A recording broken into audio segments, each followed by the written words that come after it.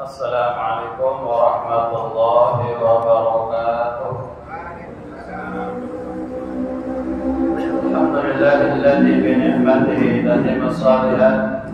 Asyhadu an la ilaha illallah wahdahu la syarika lah wa asyhadu anna Muhammadan 'abduhu wa rasuluhu amma ba'd. Wa qala Allah ta'ala fil Qur'anil Karim, a'udzu billahi as-sami'il 'alim minasy syaithanir rajim. Ya ayyuhalladzina amanu taqullaha haqqa tuqatih wa la tamutunna illa wa antum muslimun.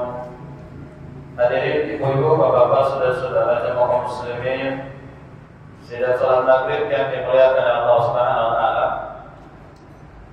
Alhamdulillah, pada kesempatan yang berbahagia ini kita sudah melaksanakan kewajiban kita salat maghrib secara berjamaah, dirangkai dengan berbagai macam aktivitas ibadah sunnah. Kita sudah berbuka puasa Asyura. Mudah-mudahan hidupnya kita bersama dalam talabul ilm, menuntut ilmu, menjadikan bagian dari semua catatan-catatan kebaikan yang akan berangkat timbangan kebaikan kita di mizan syar'i di yaumul hisab di masyarakat insyaallah. Ibu bapak, saudara-saudara yang dimuliakan di Allah Subhanahu wa taala, malam ini kita akan mendiskusikan tema yang diberikan oleh Takmir Masjid Mujahidin, memaknai bulan Muharram dan tahun-tahun Islam. Materi ini ada dua, satu maknai bulan Muharram, yang kedua adalah tahun-tahun Islam. Tentunya membutuhkan waktu yang panjang, dan malam ini waktu yang singkat kita gunakan, kita manfaatkan, mudah-mudahan cukup sesuai apa yang diinginkan oleh Takmir Masjid Mujahidin. Yang dimuliakan di sisi Allah Subhanahu wa taala.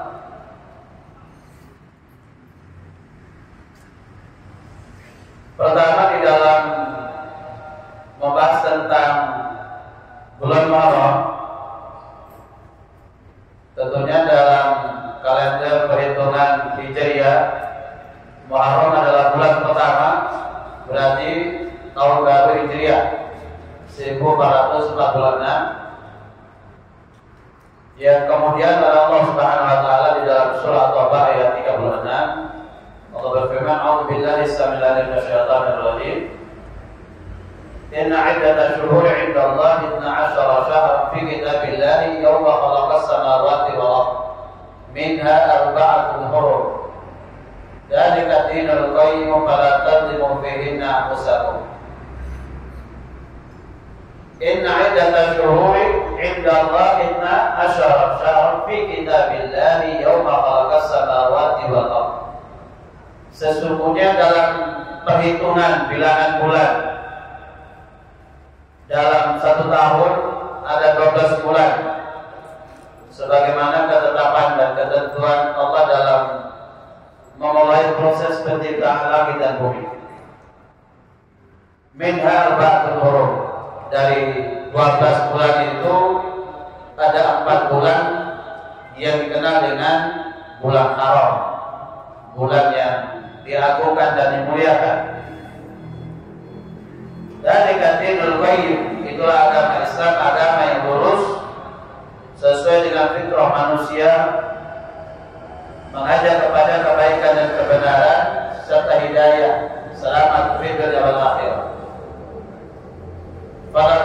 Fala tadlimu fihinna anfusakum, maka jangan sekali-kali setiap individu melakukan kezaliman terhadap diri mereka di dalam bulan haram tersebut.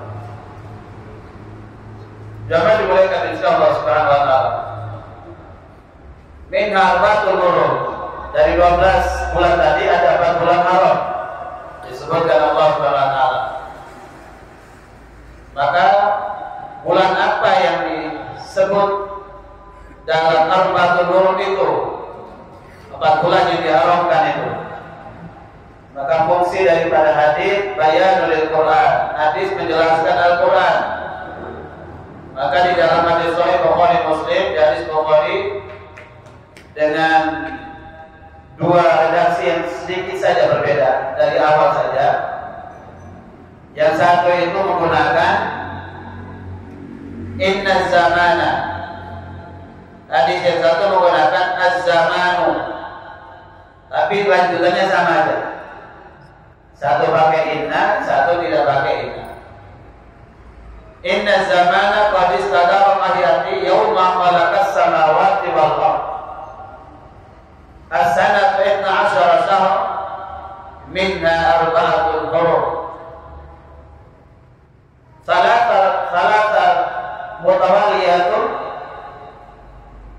Dzulqa'dah wa Dzulhijjah wal Muharram. Wa Rajab Mudhar alladzi baina Jumadah wa Sya'ban.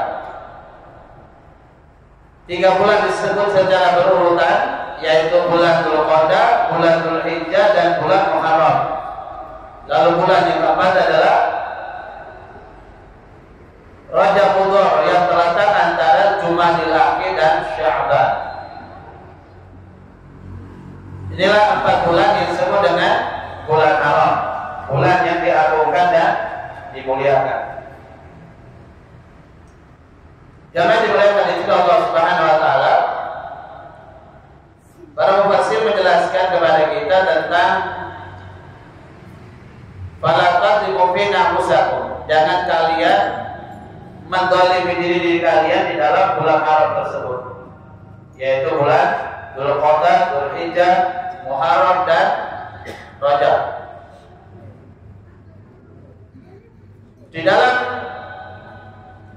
kaidah hukum jahiliyah sebelum hadirnya Islam, di mana mereka memahami tentang penghormatan dan pemuliaan terhadap bulan haram ini.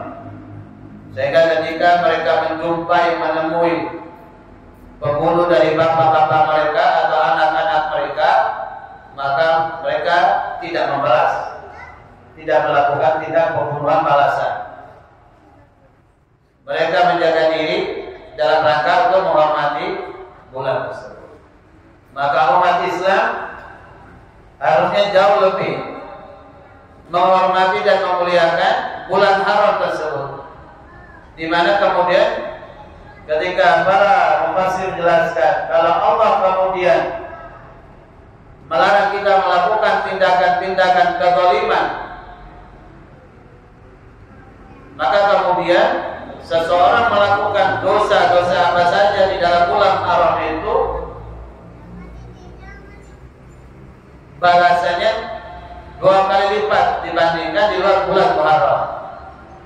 Begitupun seseorang melakukan kebaikan di dalam bulan-bulan haram itu, maka kebaikannya dilipat gandakan dibandingkan dengan di luar bulan tersebut. Nah, jemaah dimuliakan di sisi Allah Subhanahu wa taala. Allah dan Rasul menjelaskan tentang bilangan bulan, hitungan bulan. Inna qad istadara mahiyati. Jadi zaman itu berputar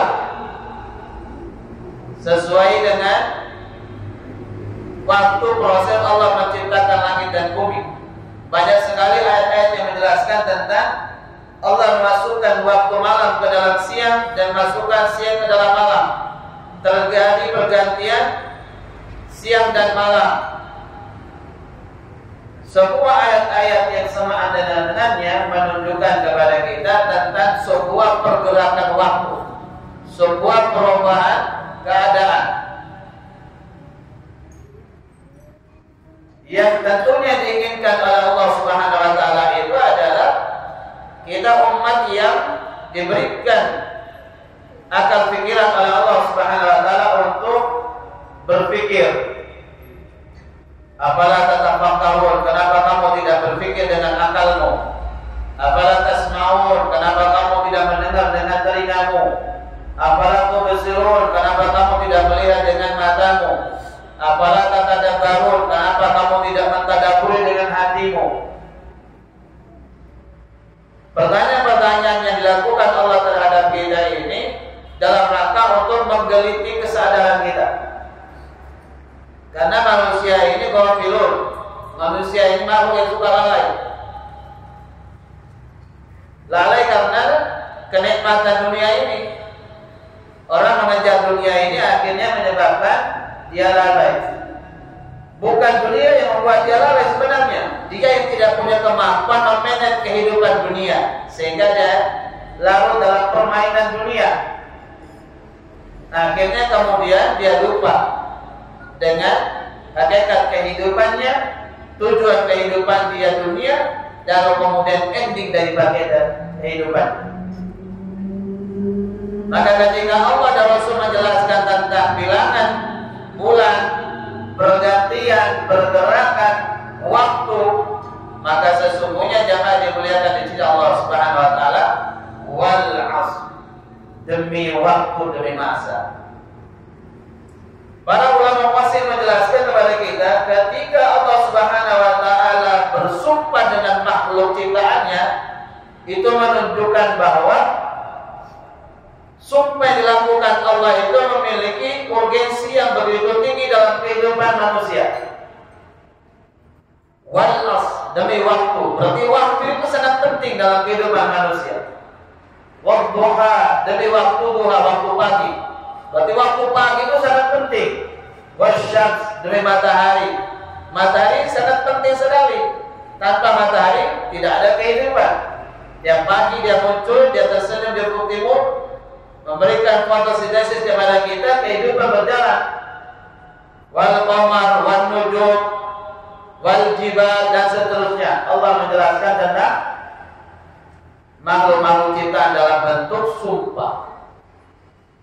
Wal jibal, demi gunung. Kalau nggak ada gunung, nggak ada pasar, bumi ini bergoncang terus. Allah jadikan gunung itu sebagai pasar sehingga bumi ini tenang, berputar sesuai pada lokasinya.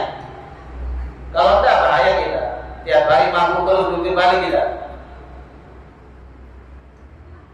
Walas, demi masa, demi waktu. Innal insana lafi khusr. Sesungguhnya manusia itu benar-benar berada dalam kerugian. Jadi pada dasarnya kita ini rugi. Berada dalam kerugian, mendapatkan kerugian. Ketika kita tidak mampu memaknai kehidupan ini dengan sesungguhnya. Orang yang tahu tentang kehidupan ini, untuk apa dia dihadirkan di dunia ini, tujuannya apa, dan mau kemana, maka kemudian dia pasti tahu arah kehidupan ini seperti apa yang harus dia lakukan. Ketika Allah menjelaskan bahwa manusia semua berada dalam kerugian, lalu Allah memberikan pengecualian, illal ladzina amanu wa 'amilus shalihat wa tawassaw bis sabr wa tawassaw bil haqq. Jadi orang yang tidak pernah rugi itu adalah orang yang beriman, orang yang memiliki keyakinan dengan rukun iman, lalu dia iringi keimanannya itu dengan amal saleh. Iman dan amal soleh itu dua saudara kandung yang tidak bisa dipisahkan, seperti mata uang.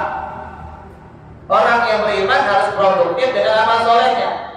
Gak ada ceritanya orang beriman lalu sepi amal solehnya, gak ada. Orang yang beramal soleh tahu terus dia tidak beriman, maka amal solehnya menjadi habaan mansura, debu-debu yang berterbangan, tidak dianggap, tidak dihitung oleh Allah Subhanahu wa taala. Jadi mereka yang beriman, lahirlah kebaikan-kebaikan, amal-amal di dalam kehidupan mereka, ibadah dan amal soleh, wa tawassaw bis sabr wa tawassaw bil haqq. Dan mereka yang selalu sabar menghadapi seluruh ujian-ujian keimanan yang datang dari Allah Subhanahu wa taala dan tidak pernah putus asa. La tayasu bi rahmatillah. Jangan pernah putus asa dari rahmat Allah Subhanahu wa taala.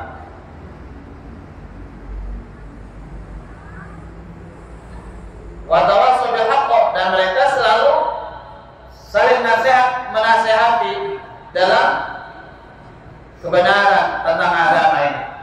Bahwa agama ini dibangun dengan hujjah, dengan argumentasi, syar'i dari Al-Quran wa Sunnah. Jangan dimuliakan di sini Allah Subhanahu wa taala. Berarti ketika datangnya bulan Muharram, bulan pertama dalam perhitungan kalender Hijriah dan tahun baru sekarang 1446, ini menjadi suatu bentuk muhasabah bagi kita. Allah menjelaskan dalam surat Al-Hasyr ayat 18. A'udzu billahi minasyaitonir rajim. Ya ayyuhalladzina amanu taqullaha wal tanzur nafsum ma qaddamat lighad. Wattaqullaha innallaha khabirun bima ta'malun. Hai orang-orang yang beriman, bertakwalah kalian kepada Allah Subhanahu wa taala. Wal tanzur nafsum ma qaddamat lighad. Dan hendaklah setiap jiwa individu Islam ini, seorang muslim ini, memuhasabah, mengintrospeksi, bercermin dengan amal-amal yang sudah dia lakukan dalam perjalanan kehidupan ini. Bekalnya sudah cukup atau belum? Kalau sudah cukup, dianggap cukup, jangan kemudian merasa cukup, tetap berkarya dengan ibadah amal soleh lagi. Merasa kurang dan belum sama sekali, maka masih ada waktu, kesempatan untuk berbenah diri. Karena ada pertemuan nikah hari esok nanti. Hari esok itu adalah hari di mana kita mempertanggungjawabkan seluruh nikmat ibadah Allah berikan kepada kita semasa hidup ini di mahsyar, di mizan syar'i, penimbangan amal nanti di mahsyar. Untuk menuju ke mahsyar ini bukan proses perjalanan yang pendek. Tentunya perjalanan yang panjang. Kalau perjalanan kehidupan dunia ini singkat, fana, dia sementara. Berapa sih usia kita? Setelah itu kemudian kita masuki alam kubur, alam barzakh, alam di mana jasad kita dimakamkan, diistirahatkan. Alam transit, alam yang mendindingi antara dunia dan akhirat. Persoalannya bukan kita tidur saja di situ, tetapi setelah kita meninggalkan dunia, disebut dengan mati. Maka mati itu adalah peralihan dari kehidupan dunia kepada kehidupan alam kubur, alam barzakh. Memasuki alam kubur, alam barzakh, kita hidup lagi. Lalu kemudian menjalani kehidupan alam barzakh, alam kubur. Antara dua ada nikmatul kubur atau azab kubur. Itu aja. Pengaruh dari amal-amal soleh ibadah kita lakukannya, kemudian kita mendapatkan nikmat kubur, atau dosa-dosa maksiat, kesalahan, pelanggaran syar'i yang kita lakukan menjadi azab kubur. Di sini perjalanannya panjang. Sejak manusia pertama diciptakan, Nabiullah Adam dan keturunannya sampai sekarang ini, mereka berada di dalam kubur dengan waktu yang sangat panjang sampai saat ini. Lalu kemudian hadirlah di zaman kita hadir, kita lahir, kita hidup, dibesarkan, sampai kemudian kita meninggal, anak cucu menjalani kehidupan ini sampai kepada yaumul qiyamah, hari di mana bumi langit semua dihancurkan oleh Allah Subhanahu wa taala.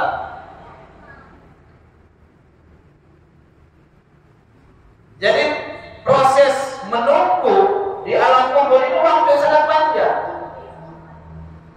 Sampai hari kiamat, dari hari kiamat yaumul ba'ts, hari kebangkitan. Berapa panjang waktunya wallahu a'lam. Lahirlah, keluarlah manusia dari alam kubur dalam kondisi bingung. Keluarlah api dari Yaman, kemudian mengumpulkan manusia dari timur, utara, selatan, barat, digiring ke mahsyar di bumi Palestina. Lalu kemudian memasuki alam mahsyar. Proses perjalanannya juga panjang sekali. Maka Allah mengingatkan, wal tanzur nafsun ma qaddamat lighad. Hendaklah setiap kita ini memperhatikan bekal yang akan kita bawa menuju hari esok, hari kita bertemu dengan Allah Subhanahu wa taala. Kalau Allah ulangi lagi, wattaqullah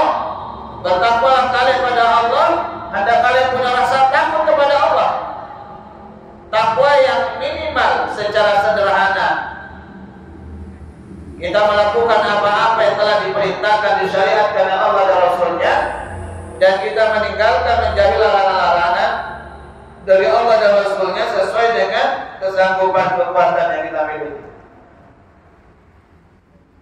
Inna Allah khabirun bima ta'malun, karena sesungguhnya Allah Maha mengkhabarkan seluruh apa-apa yang kita lakukan semasa kehidupan kita di dunia ini. Jemaah dimuliakan di sisi Allah Subhanahu wa taala.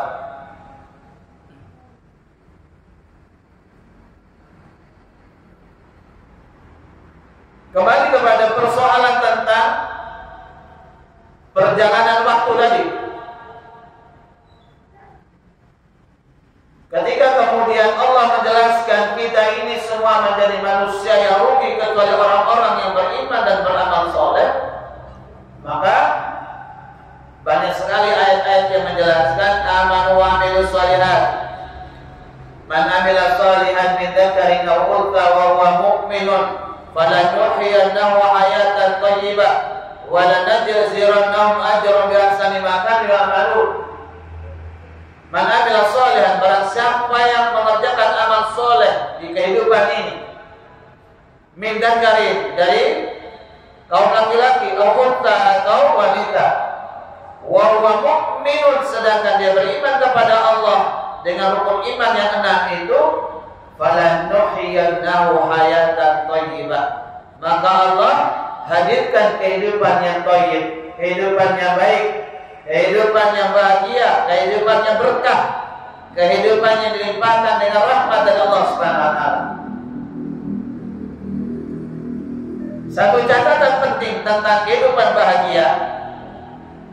Kehidupan bahagia itu bukan berarti kehidupan yang tidak ada ujian.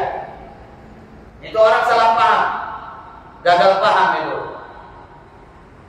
Orang yang hidup bahagia, hidup tenang, damai itu bukan orang yang sepi dari ujian, bukan tidak ada masalah. Justru ketika orang dalam hidup ini tidak ada masalah, tidak ada ujian, nah ini perlu waspada. Perlu waspada. Apalagi ahlu maksiat, semakin bermaksiat kok semakin enak kehidupannya, fisiknya semakin sehat. Orang ahli ibadah fisiknya sering sakit, keluhannya luar biasa. Ahlu maksiat fisiknya semakin prima. Yang ahli ibadah cari duitnya susah, ahli maksiat cari duit sehari dapatnya segepok, dapat duitnya cepat, merasa aman-aman saja. Nah ini istidrak, hati-hati. Karena orang beriman, orang yang bahagia kehidupan tenang, bukan berarti orang yang tidak punya masalah. Selalu ada ujian-ujian kehidupan, selalu ada ujian keimanan. Banyak orang datang mengeluh kepada saya bilang Anda salah sasaran, salah tempat. Bermaksudnya Pak Ustaz, Anda mengeluh kepada manusia yang berkeluh kesah juga. Anda dan saya sama saja, sama-sama manusia. Anda punya masalah, saya juga punya masalah. Kita semua punya masalah.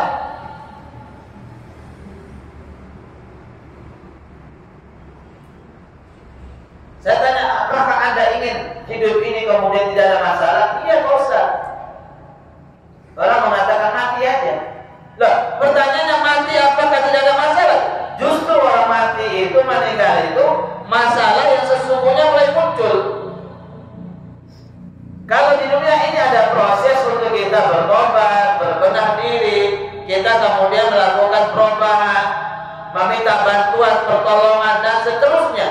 Nah, masuk alam kubur, mau minta bantuan ke siapa? Mau bertobat bagaimana? Sudah tidak ada pintu tobat buat kita. Mau berbenah diri, sudah tidak ada waktu untuk berbenah diri, karena waktu itu ada di dunia.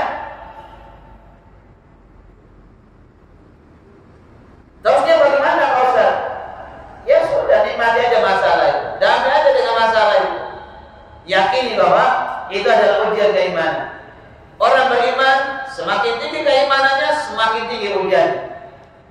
Dan Nabi menjelaskan ujian terberat, terbesar yang dialami oleh kami para Nabi dan Rasul, kemudian orang-orang yang beriman dengan tingkatan iman yang berbeda-beda sampai iman yang paling rendah. Sampai kemudian orang yang lelah letih mencari nafkah, keringatnya bercucuran, dan ikhlas, ridho, bersabar di dalamnya, maka Allah kuburkan dosa-dosanya. Sampai kakinya tertusuk duri, sepeda motornya, mobilnya, bannya bocor, karena paku, karena pecah beling, karena sebab-sebab yang lainnya. Dia ridho, dia ikhlas, dia bersabar, Allah bukan dosa-dosanya seperti daun-daun kering yang berguguran.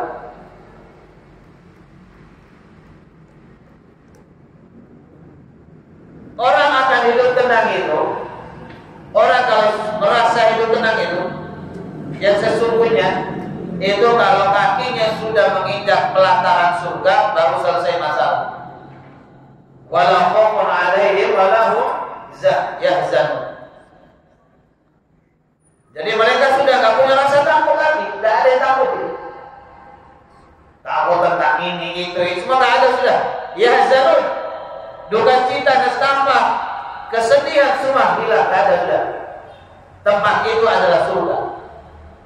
Kalau kita masih di dunia, masuk alam kubur, mahsyar, proses masa berjalan sampai kepada penerimaan amal dengan tahapan-tahapan yang begitu panjang. Tidak akan pernah berhenti kita mengalami berbagai macam masalah penderitaan sampai kita menginjak pelataran surga, baru kita merasa bahagia. Tidak ada lagi masalah. Tiap hari ketawa terus, makan enak, pemandangannya luar biasa, tidak pernah kita lihat dunia ini. Seindah itu pemandangan. Tiap malam hari, siang malam bidadari menyanyi. Kalau nyanyian para biduanita di dunia ini suaranya gak karuan. Di dalam surga bidadari bernyanyi dengan nyanyi sangat indahnya, luar biasa suara mereka. Kita mau cemplung ke sungai, ada sungai tawar, ada sungai susu, ada madu, ada sungai khamar, sedia ada semua. Apa aja? Walau fiha ma tashtahi anfus wa taladdu al-'ayun. Di dalam surga itu semua apa ada yang diinginkan oleh hati. Geretak hati datang sudah, ada semua. Gak usah kerja, geretak tok sudah, datang sudah apa yang kita inginkan. Dan apa yang kemudian datang itu indah semua. Tempatnya di surga. Makanya kemudian ini proses perjalanan. Barometer kesuksesan orang itu ya di dunia ini. Di dunia ini tempat bercocok tanam, beribadah, beramal soleh, lelah letih, menderita sakit, nangis, air mata, darah, jatuh bangun, ya di dunia ini tempatnya. Karena setelah mati ini gak ada lagi sudah ruang untuk kita melakukan apa saja. Sholat gak ada lagi, semua gak ada lagi. Ya dunia ini kita disuruh sholat, disuruh puasa, mengeluarkan zakat, disuruh berbagi, disuruh saling menasihati, disuruh bersabar dan seterusnya. Ya di dunia ini tempatnya.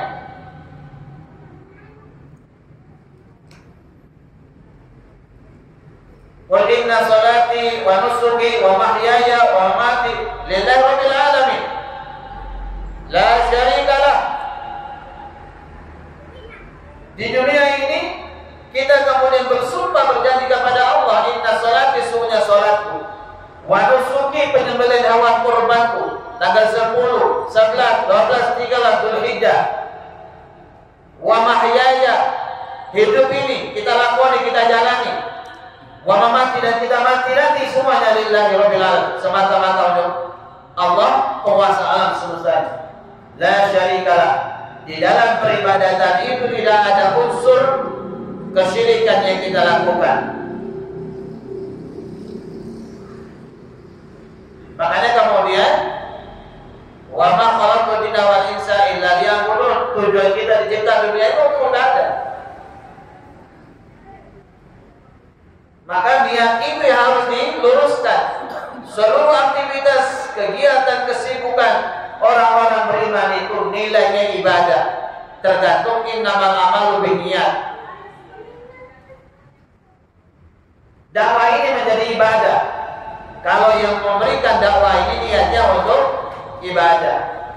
Kalau niatnya untuk dapat amplop, ya dapat amplop saja. Nggak ada nilai ibadah. Jauh-jauh dari pendidik, capek perjalanan, pulang pergi, masuk angin, ya dapatnya itu sudah. Gerges, sakit, belum tercetak, spesial ada, selesai. Ibadahnya nggak dapat, kebaikannya nggak dapat. Kenapa? Niatnya salah. Semua dalam hidup ini apa saja yang kita lakukan, makan niatnya ibadah, minum niatnya ibadah.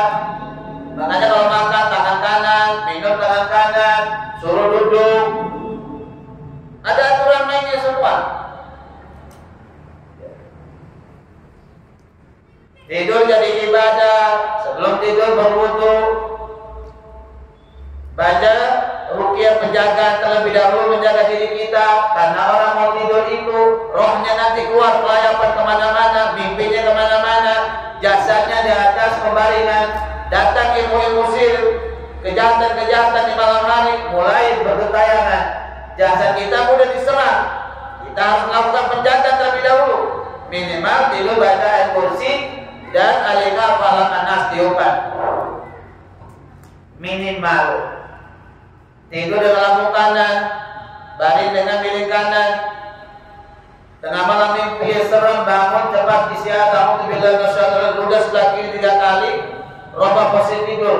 Kalau bisa sholat malam, karena kalian sudah diserang oleh syaitan, kata Nabi. Tidur menjadi ibadah kalau diawali dengan bismillahirrahmanirrahim, bismika amut. Semua pekerjaan apa yang kita lakukan, semuanya harus ibadah.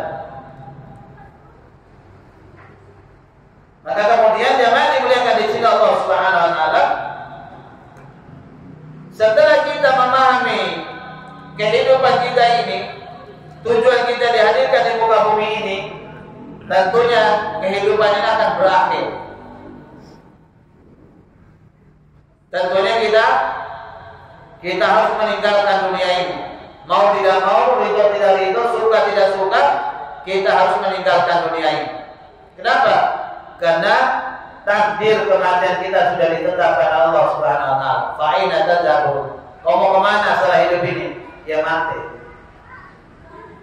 Wa abud rabbaka hatta ya'tiyakal yaqin. Sembahlah Allah Tuhanmu sampai datang keyakinan itu, sampai datang kematian. Berarti nggak ada istilahnya capek dalam beribadah.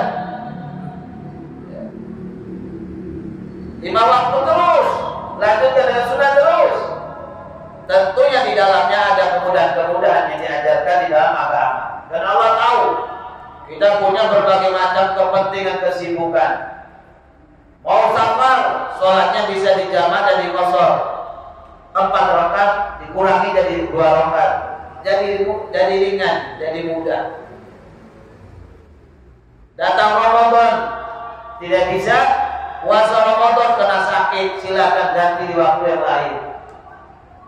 Berat dalam melakukannya, silakan bayar fidyah. Mudah ringan. Mau naik gaji PC, tak cukup PC, tak usah berangkat. Tunggu sampai Allah cukupkan. Nabung terus, lalu berangkat kalau sudah cukup. Cukup berangkat, cukup untuk yang dimakan, pulang pergi yang di rumah. Ibadah tidak pernah berhenti terus sampai kita mati.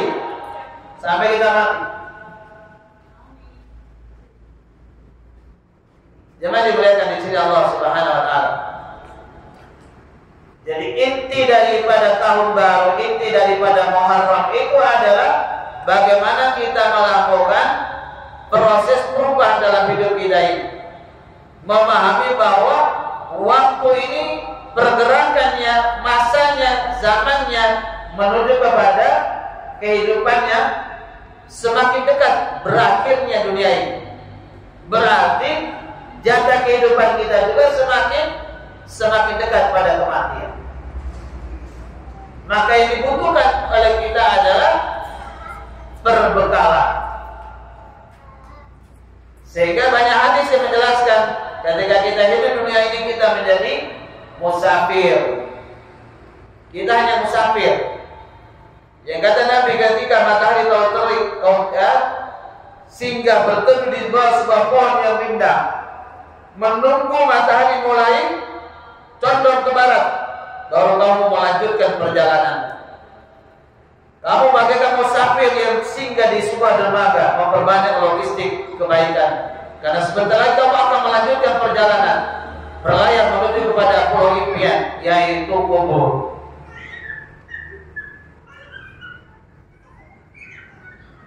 Jemaah dimuliakan di sini Allah Subhanahu wa taala. Masalahnya mati itu bukan urusan tua, bukan urusan sakit. Banyak orang sehat mati.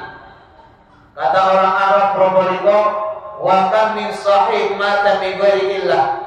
Betapa banyak orang mati, betapa banyak orang sehat mati tanpa sebab. Wa kam min sakin ashahina min ad-dahri. Betapa banyak orang yang sakit tapi masih menikmati kehidupan yang cukup panjang. Teman saya stres beberapa bulan yang lalu, anaknya semester 7 mati, meninggal. Kalau mati katanya kasar ya, mati kan binatang. Tapi Quran bilang mati itu al-maut, maut mati. Stres karena gak sakit, gak ada keluhan.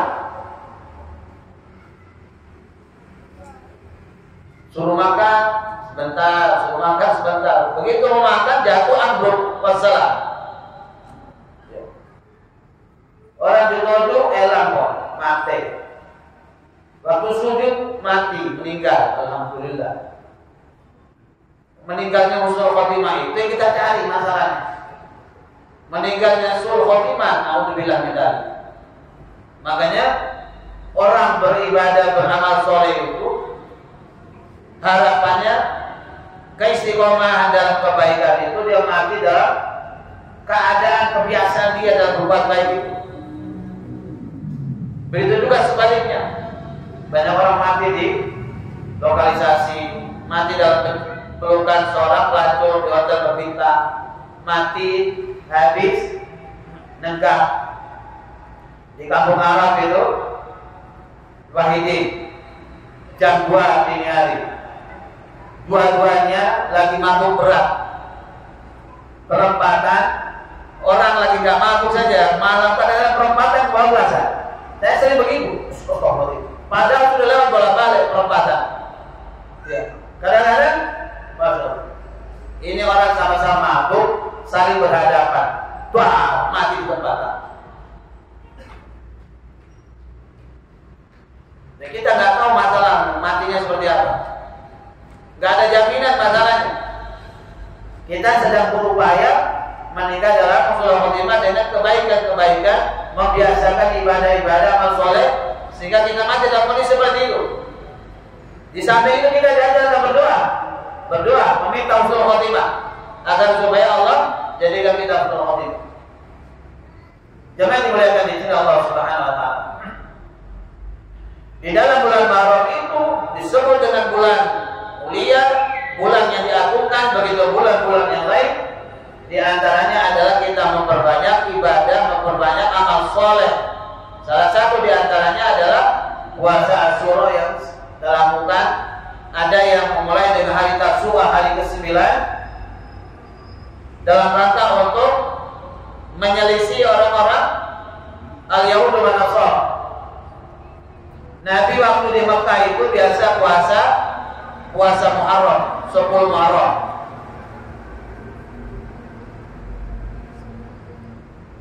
Afdalus siyam kata Nabi syahr Ramadan.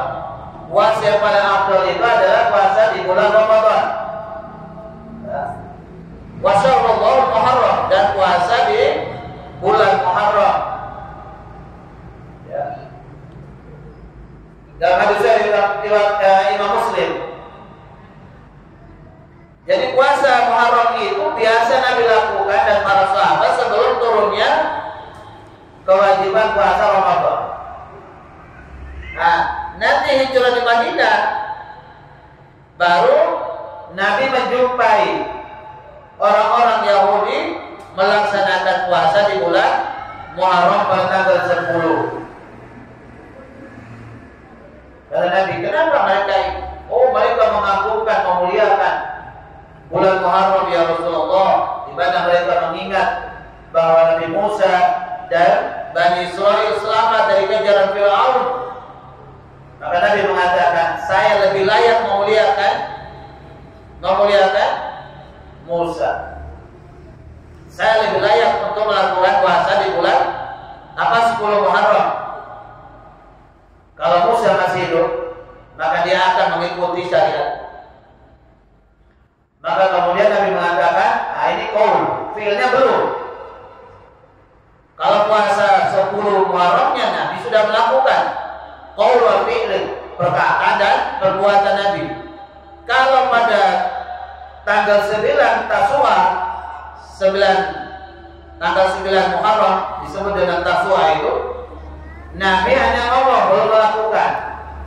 Tahun depan kita menyelisih orang-orang Yahudi di dalam puasa tanggal 10 Muharram. Tapi Nabi sebelum nyampe Muharram Nabi sudah meninggal. Tahun depan sebelum nyampe pada bulan Muharram Nabi meninggal. Sehingga kemudian ada yang mencukupkan dirinya melaksanakan puasa Asyura tanggal 10 Muharram, ada yang kemudian lebih afdal untuk perbedaan dan menyelisih orang-orang Yahudi dan Nasara memulai dengan puasa di tanggal 9. Ya. Di puasa Asyura itu adalah puasa yang sangat tinggi nilai pahalanya. Ketika Nabi suila an-sawmi yaumil Asyura qala yuqabil sanat al-madiyah. Nabi dalam hadis riwayat Muslim ketika ditanya tentang hakikat puasa Asyura tanggal 10, Nabi mengatakan yuqabil sanat al-madiyah. Puasa Asyura itu tanggal 10 mampu menghapuskan dosa-dosa yang kita lakukan 1 tahun yang telah lalu. Jemaah dimuliakan di sisi Allah Subhanahu wa taala, tentang hadis-hadis sangat banyak sekali yang Sahih Bukhari Muslim muttafaq alaih, sepakat antara Bukhari Muslim yang bicara tentang puasa Asyura. Jemaah dimuliakan di sisi Allah Subhanahu wa taala, intinya kita diajarkan untuk memperbanyak ibadah di dalam bulan-bulan Muharram dan menjauhkan diri kita untuk tidak melakukan kezaliman, dosa yang menyangkut tentang diri kita dan menyangkut tentang orang lain. Ada hal lain yang mau ditanyakan? Saya bilang.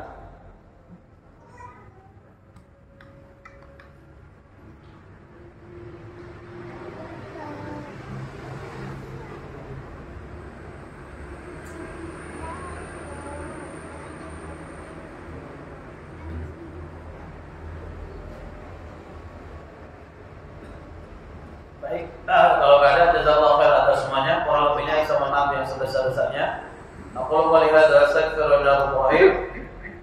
Subhanakallahumma wa bihamdika asyhadu an la ilaha illa anta astaghfiruka wa atubu ilaik. Assalamualaikum warahmatullahi wabarakatuh.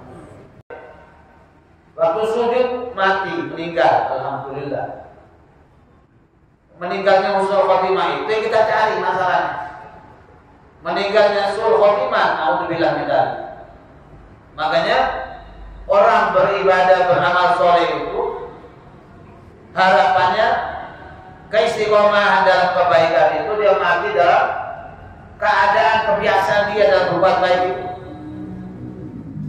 Begitu juga sebaliknya, banyak orang mati di lokalisasi, mati dalam pelukan seorang pelacur di hotel berbintang, mati habis nenggak di kampung Arab itu Wahidin jam 2 dini hari, dua-duanya lagi mabuk berat, perempatan orang lagi nggak mabuk saja malah pada perempatan kebablasan.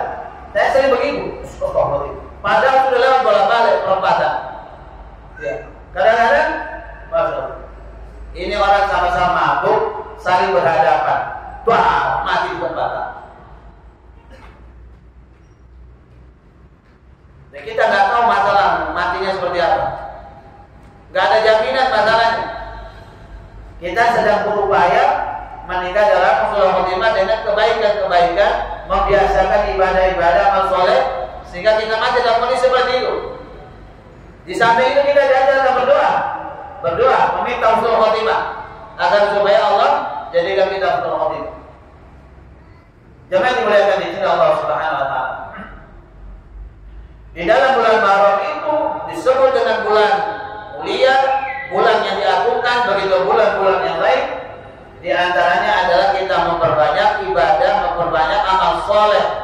Salah satu di antaranya adalah puasa Asyura yang dilakukan. Ada yang memulai dengan hari Tashura, hari ke-9, dalam rangka untuk menyelisih orang-orang al-Yahud wa Nasara. Nabi waktu di Mekah itu biasa puasa Muharram, 10 Muharram.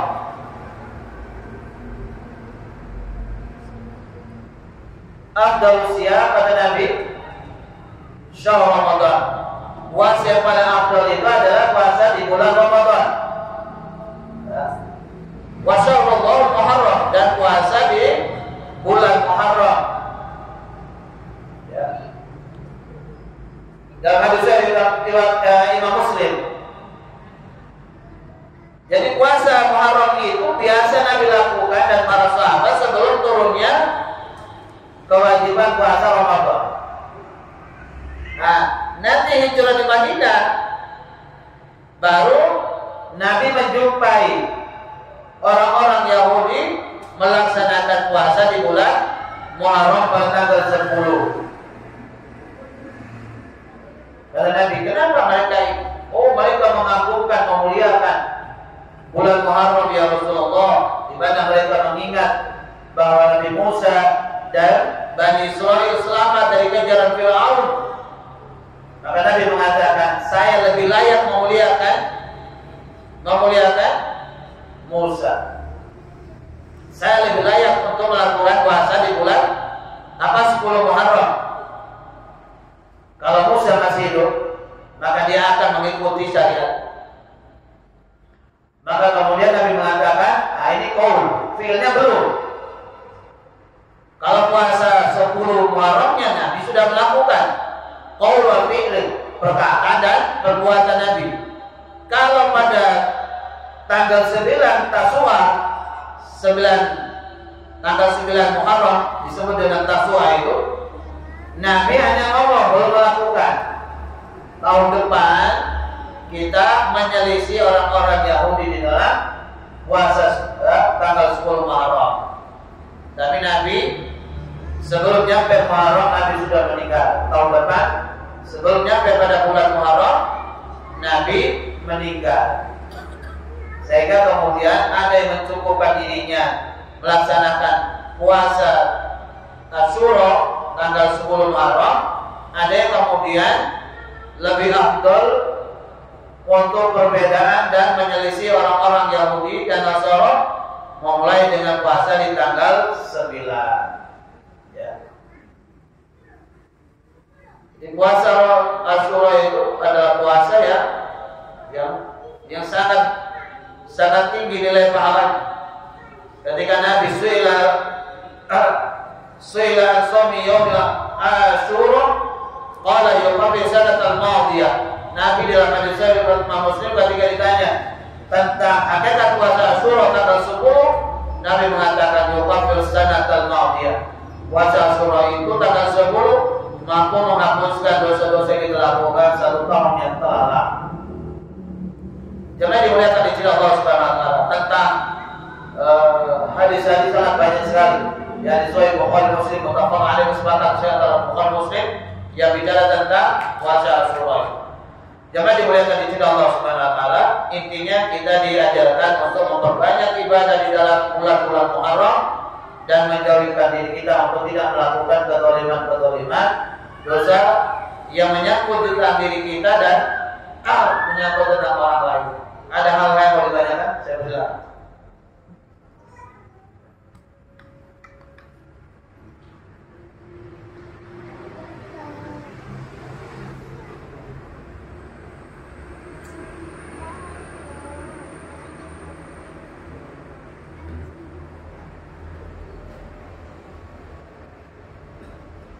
Baik, kalau nggak ada, jazakallahu khairan. kita semuanya. Kurang lebihnya saya mohon maaf yang sebesar-besarnya. Aku qouli hadza astaghfirullahaladzim. Subhanakallahumma